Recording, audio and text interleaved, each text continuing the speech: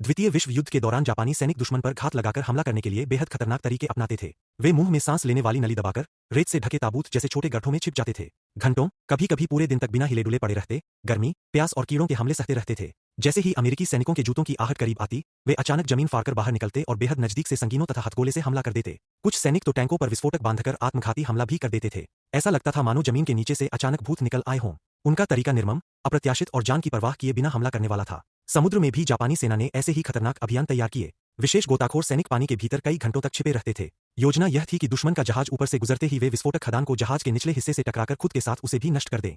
लेकिन इन पानी के भीतर छिपे आत्मघाती दस्तों को बड़े पैमाने पर इस्तेमाल करने से पहले ही युद्ध समाप्त हो गया। इसके बाद आया और भी भयावह हथियार, मानव चालित टॉर्पीडो। एक पनडुब्बी इन विशेष टॉर्पीडो को लक्ष्य के करीब छोड़ती थी। अंदर बैठा सैनिक उसे दुश्मन की ओर ले जाता था। हमला शुरू होने के बाद उसके पास लौटने का कोई रास्ता नहीं होता था। जैसे ही टॉर्पीडो दुश्मन के जहाज से टकराता, उसमें भरा लगभग 1.5 टन विस्फोटक भयंकर धमाके के साथ फट पड़ता। इस विस्फोट में लक्ष्य और चालक दोनों का अंत हो जाता था। यह युद्ध इतिहास की सबसे खतरनाक और भयावह आत्मघाती रणनीतियों में से एक मानी जाती है। मैं हूं आपका दोस्त, धन्यवाद।